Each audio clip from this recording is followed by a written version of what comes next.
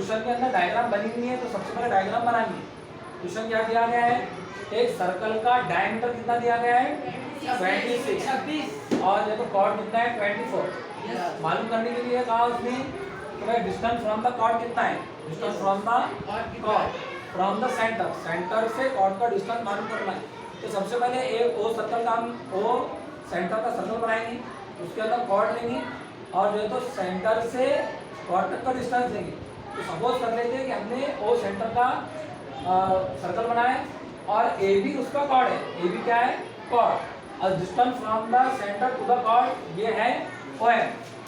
अब एम जो है तो इसका मिड पॉइंट हो गया, ए बी का मिड पॉइंट हो गया एम, और ये तीनों पॉइंट ए एम और बी ये तीनों जो है एक लाइन के अंदर आ गए, ये 12 डिग्री। कॉर्ड कितना दिया हुआ है, कॉर्ड दिया गया हमको 24 और डायमीटर दिया गया 26 बराबर। देखो दो चीजें दी गई है और तीसरी चीज मालूम करने के लिए दिया उसने हमको ओ एम। ओ एम मालूम करना है तो सबसे पहले आपको मालूम करना पड़ेगा रेडियस, ठीक है।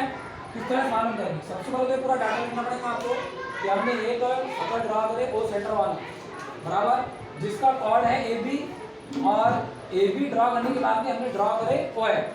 ये देखिए हमने let the centre of the circle be O and A B is the given chord, और ओ एम को कॉर्ड ए बी का परपेंडिकुलर होता बराबर, यहाँ तक ठीक है। अब देखो अगर डायमीटर की वैल्यू 26 है तो रेडियस 26 का आधा हो जाता, हाफ हो जाता, तो 26 का हाफ कितना हो जाएगा 30।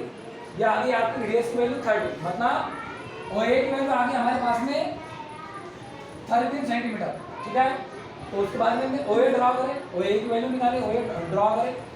अब उसके बाद में देखो इसकी वैल्यू 13 है और ए बी पूरा कितना है हमारे पास में, ए बी हमारा क्या है कॉर्ड है।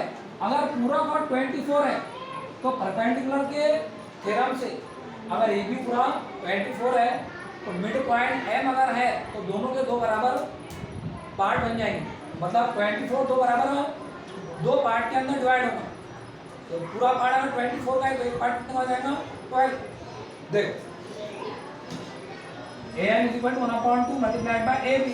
थ्योरम कौन सा लगा, theorem of perpendicular drawn from the centre. हमने पढ़े थे कि अगर कोई लाइन सेंटर से कॉर्ड तक बनाई जाए तो वही परपेंडिकुलर लाइन कॉर्ड को दो बराबर पार्ट में डिवाइड करती है। तो ए बी के दो बराबर पार्ट बन गए ए एम और एम बी। ए एम की वैल्यू भी 12 हो जाएंगी और एम बी की वैल्यू भी 12 ही हो जाएगी। इस तरह से 12 + 12 24 आ जाएंगे। अभी हमारे पास में आ गई ए एम की वैल्यू और ओ ए की वैल्यू। अब आपको निकालना है ओ एम की वैल्यू जो कि डिस्टेंस फ्रॉम द सेंटर है, distance from the centre to the chord है। अब यहाँ पर आप देखेंगे तो ओ एम परपेंडिकुलर था ए बी पर, तो O M perpendicular A M पर भी रहेगा, और अगर ये परपेंडिकुलर है तो एंगल कितने का बनेगा, एम एंगल बनेगा हमारा 90 का बराबर। और इसके अंदर भी हम थ्योरम लगाएंगे बराबर है, ये थ्योरम की मदद से जो है तो एम भी कितने का हो जाएगा 90 डिग्री का।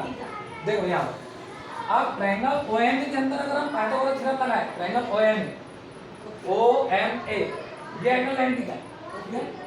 ये वाला एंगल कितने का हमारा 90 का, तो 90 के सामने का रहता है हाइपोटेनस बराबर, मतलब हाइपोटेनस की वैल्यू हमारे पास में 30 और एक साइड है 12 और दूसरी साइड मालूम करना है, तो हम उसको लिखेंगे हाइपोटेनस का square is equal to side 1 का स्क्वायर प्लस साइड 2 का स्क्वायर।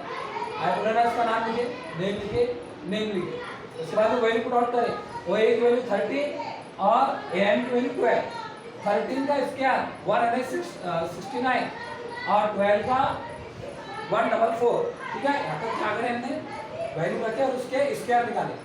अब इसके बाद क्या करेंगे, ओ एम की वैल्यू निकालनी है, तो ओ एम की वैल्यू अगर निकालनी है तो 144 को इधर लाएंगे, तो प्लस 144 क्या हो जाएंगी माइनस 169 में से 144 गए, कितने बचेंगे 25 बचेंगे। अब ये स्क्वायर की शक्ल में अगर इसका स्क्वायर हटाना है तो हमको लेना पड़ेगा स्क्वायर रूट, और स्क्वायर रूट लेंगे तो 25 का स्क्वायर रूट आ जाएगा हमारे पास में कितना 5। इस तरह से ओ एम की वैल्यू है, ओ एम की वैल्यू कितनी आ गई हमारे पास में 5 है।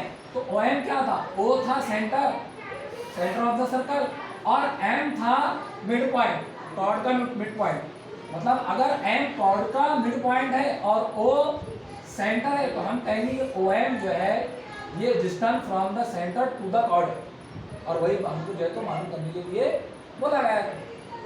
आई बात समझ में पूरी? मतलब अगर OM की वैल्यू निकालनी है आपको तो सबसे पहले निकालना पड़ेगा रेडियस, और रेडियस निकालने के बाद में आपको मालूम करना है AM की वैल्यू। AM की वैल्यू कैसे मालूम होगी?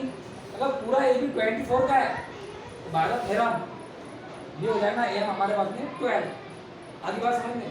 चलो नेक्स्ट क्वेश्चन। ये क्वेश्चन भी तुमने पूरा ब्रेड निकाल दिया। क्वेश्चन नंबर 3 निकालो।